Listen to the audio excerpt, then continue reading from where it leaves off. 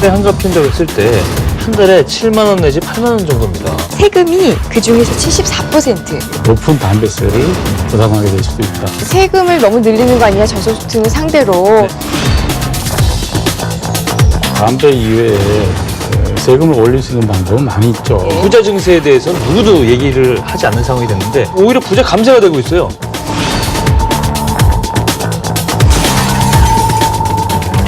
담뱃값 인상한 이야기가 나온 이후부터 증세 논란이 뜨겁습니다.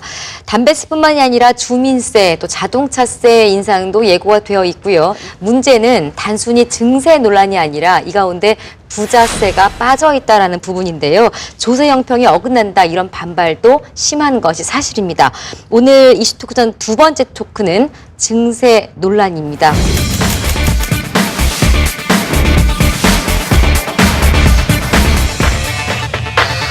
사실상 소득이 있는 곳에 세금이 있다. 이게 원칙이기는 하죠, 교수님. 네, 그렇습니다. 이런 여러 가지의 종류의 소득을 합산해서 이걸 이제 종합소득이라고 하는데 예. 이 종합소득을 기준으로 해서 과세하는 것이 가장 공정한 것이고요. 그렇기 때문에 모든 소득이 과세 대상이 되어야 된다는 것이죠. 네. 사실 국민들이 세금 내는 것 자체를 뭐라고 하는 건 아니에요. 문제는 세금 내는데 이제 허점들이 조금 있다. 이제 이런 부분인 건데 근로자들 예. 어느 정도의 세금을 냅니까? 이게 물론 일단 4천만 원대의 기본 이게 월급을 받아서 하는 급여 생활자들의 경우에는요. 연봉 4천만 원. 그렇죠. 네. 소득 일단 기본적으로 소득세와 지방세가 한 120만 원 정도 평균치라고 나와 있습니다. 일단 연봉 한 4천만 원 정도의 근로자들이 소득세, 지방소득세로 내는 연간 내는 세금이 한 120만 원 정도. 이분이 만약에 하루에 담배를 한 갑 피고 네. 1,600cc 정도의 자동차를 몰고 네. 이 서울에 거주한다. 예. 이랬을 때의 세금은 어떻게 됩니까? 1600cc짜리 아반떼 자동차세가 1년에 22만 원대예요. 예. 그다음에 주민세가 4,800원. 이건 뭐 적으니까 좀 그렇다 치고. 네. 담배값이 2,500원인데 이 중에서 세금이 1,550원입니다. 담배를 피면 세금이 56만 원대 정도인데 하루에 한 갑 정도 핀다고 했을 때 예. 그러면 뭐 이거 다 합해보면 담배를 피는 아반떼를 가진 서울시에 사는 분들이 내는 이 세금을 합치면 예. 한 약 80만 원. 사실상 이번에 그렇죠. 담배값 인상 이야기 나오면서 많은 국민들이 담배값에 세금이 이렇게 많이 있었어? 라고 예. 놀라신 분들 많으실 거예요. 2,500원 중에 1,550원이 세금이죠. 네, 그렇죠. 그러니까 61%가 세금입니다. 네. 만약에 지금 4,500원 인상한 얘기가 나오고 있는데 4,500원을 오르면요. 네. 세금이 그중에서 74%, 그러니까 3,318원 정도가 세금이 된다고 해요. 네. 내가 만약에 하루에 한 갑씩 담배를 피우는데 만약에 1년 동안 피운다 라고 예. 하면은 세금을 얼마 낼 것 같아요? 얼마예요? 121만 원이요. 그게 제 얘기예요. 제가 하루에 2,500원짜리 담배를 하루에 한 갑 피거든요. 네, 그럼 열받을 땐 두 갑도 피는데 되도록이면 한 갑을 사주려고. 그러니까 어느 주말에 분은 착한 우스갯- 세금 잘 내는 사람 상 줘야 돼요. 우리 그러니까 국민들. 우스갯소리로 그래서 이러신 얼마나 분들이 있어요. 아, 네. 나는 흡연 가니까 나는 이제 애국자야. 세금을 많이 내니까 국가에다가. 애국자인데 길에서는 괄시 받지요. 뭐 흡연 여기서 하지 말라 저기 담배 필 곳도 없어요 요즘에. 아니 그나저나 아까 우리 2,500원 현재 담배값으로 계산했을 때도 세금이 어마어마했는데 네. 여기서 2,000원이 인상이 됐을 때 정말 담배를 핀다는 그 이유 하나로 1년에 내는 세금이 어마어마하네요, 교수님.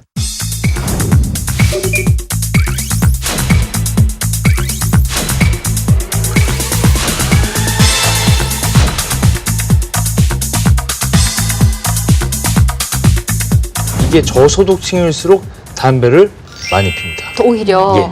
보건복지부 흡연율을 살펴봤더니요. 소득 하위 25%, 월 소득 100만 원 미만자의 흡연율이 53.9%입니다.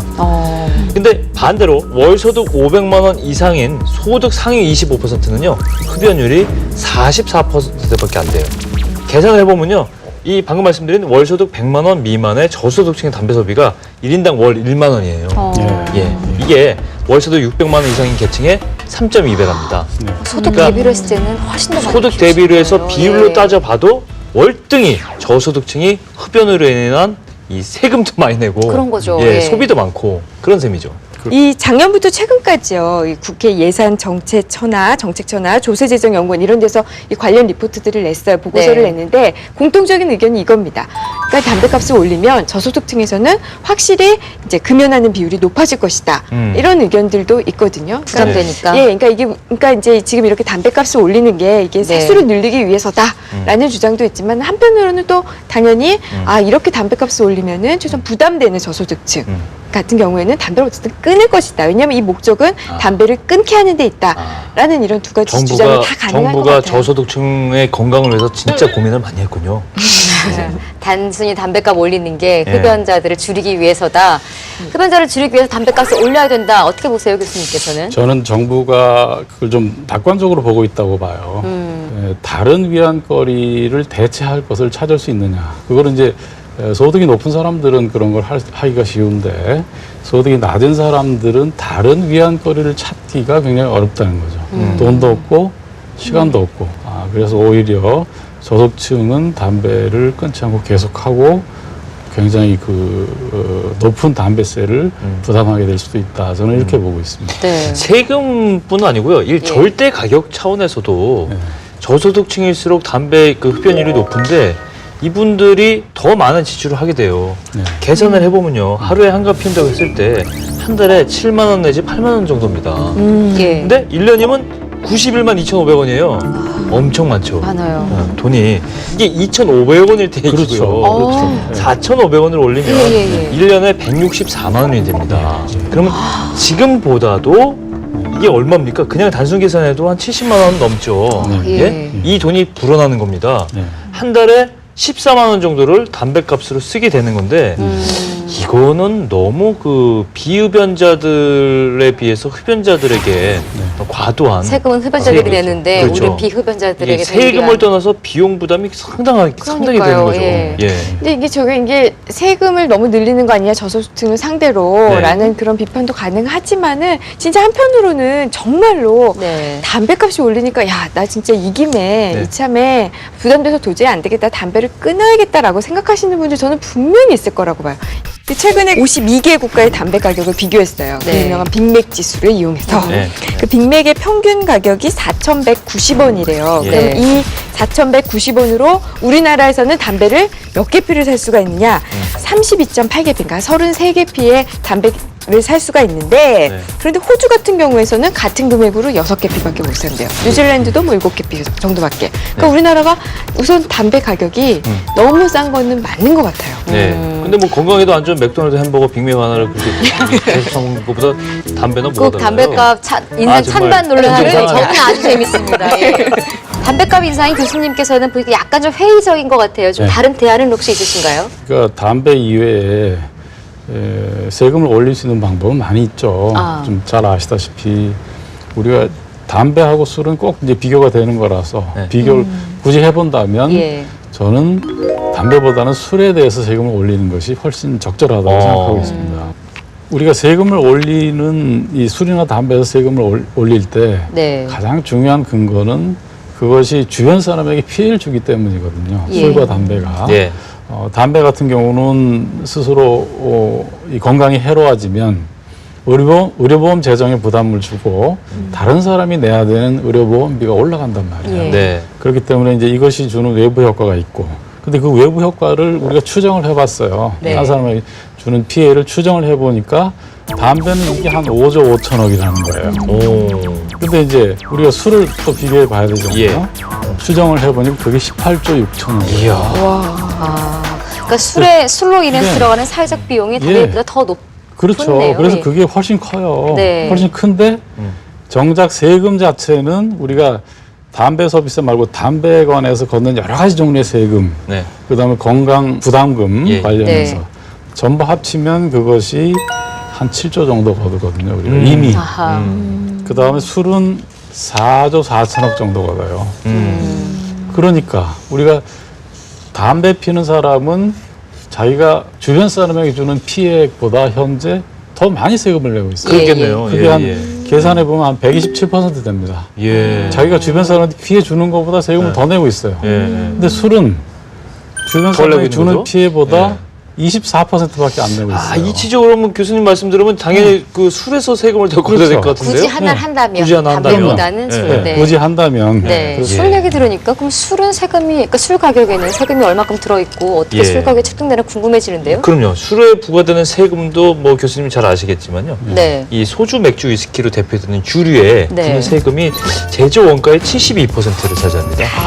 높다. 이거 높죠. 술도. 꽤 높은 거예요. 비율이. 여기에 이제 주세 30%가 이제 교육세로 붙어요. 근데 여기에 이제 부가가치세도 10% 붙어야죠. 네. 소주 한 병. 부가세는 그 세금에도 세금의 또 부가세. 세금에도 네. 또 부과되는 예, 거죠. 예. 소주 한 병의 출고 가격이 한 1,000원 정도라고 예. 하는데 1,000원인 소주 한 병의 제조 원가가 470원인데 세금이 한 530원 정도가 됩니다. 아. 이제 계산을 해보면 예. 네. 이제 담배 한 갑 피우는 사람이 내는 세금보다 네. 소주 한 병 마시는 사람이 내는 세금이 3분의 1밖에 안 되는 거예요. 그러네요. 네. 절대 금액상 소주를 그렇죠. 3병을 마셔야 그렇죠, 그렇죠. 담배 한 갑 피우는 사람만큼 예. 세금 부담을 하는 거예요. 아까 이제 앞으로 예. 세금이 더 올라가면 더 올라가면 소주 그러네요. 7병 마시는 거. 그렇죠. 네? 소주 7병 그렇게 마셔야 되네요. 담배 예. 한 갑 피우는 거하고 같이 세금을 내는 거예요. 이거 진짜 그러네요. 담배 지금 끊는 세 얘기가 배인데 나오면 문제는 담배값 인상만큼이나 주세 올리자고 하면 또 반발이 좀 있을 건데 은근슬쩍 이 논란이 있는 가운데 공공요금도 또 인상할 가능성도 있잖아요. 따라 올라올 것 같은데요. 제가 생각해도. 네, 지금 뭐 그런 얘기들이 슬쩍슬쩍 이제 나오고 있습니다. 나오죠. 그래서 예. 저는 이제 현재 지금까지 이 정부가 하고 있는 걸 보면 그런 방식으로 공공요금 인상을 계속 이제 거론하면서 예. 하나 둘 풀어나갈 것 같아요. 네. 공용으로 해결하겠다는 정부의 발상 자체가 진짜 여러 사람들에게 똑같이 돈이 많든 적든 똑같이 이제 부담을 지우겠다는 생각이거든요. 그래서 그렇죠. 그 점은 그 서민증세하고 내용이 똑같아서 우리가 국민들이 좀 네. 강하게 반대를 해야 될 것 같아요. 항상 세수증대 얘기하면서 이렇게 부자 증세에 관한 이야기가 거론은 되는데 네. 항상 쏙 빠져요. 이 부분이 어디로 갔을까요? 부자 증세 얘기는. 바람과 함께 사라졌겠죠. 뭐. 예. 부자 증세에 대해서 누구도 얘기를 하지 않는 상황이 됐는데 제가 보기에는 오히려 부자 감세가 되고 있어요. 지금 저 배당 세율이 주식을 갖고 있는 사람들에게 주는 게 배당 세율 아닙니까? 1년에 한 번씩. 네. 이게 14%인데 이걸 10%로 줄인다고 했는데 네. 근데 물론 소액주주라는 단서를 달긴 했는데 국내 주식 투자 인구가 400만 명 정도밖에 안 돼요. 그리고 주식 투자를 할 여력이 있는 분들은 대다수가 그만큼 자본을 갖고 있는 분들이란 말이죠. 여윳돈이 있는 여윳돈이 분들. 있는 분들이에요. 그럼 상속세는 솔직히 있는 분들이 자녀한테 상속하는 건 아니겠습니까? 그렇죠. 여기 이걸 인하해서 경제적인 효과 글쎄요. 그다음에 또 세 번째가 네.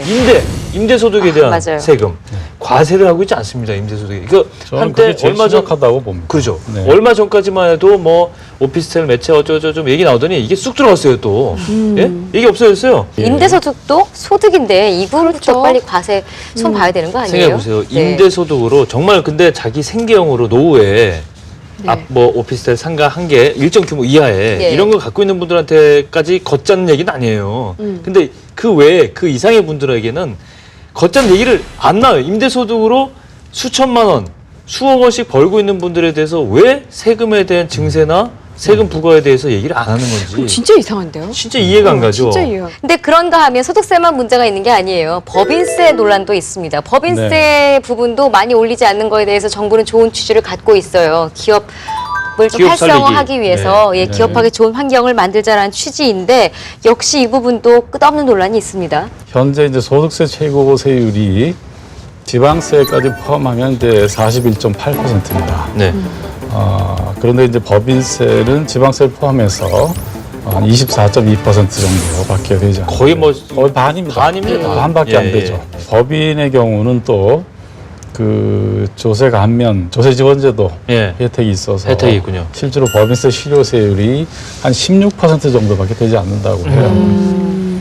그래서 100원을 투자한다고 보세요. 예. 개인 사업자가 투자하면 세후에는 그러면 100원 투자하면 세후에는 106원을 받게 돼요. 예, 예. 왜냐하면 네. 40%가 나가니까. 그렇죠. 10%에 예. 40%가 예. 나가니까. 예. 근데 법인 사업자는 108원을 갖게 되는 거거든요. 네. 그렇죠. 106원도 예. 108원이에요. 예.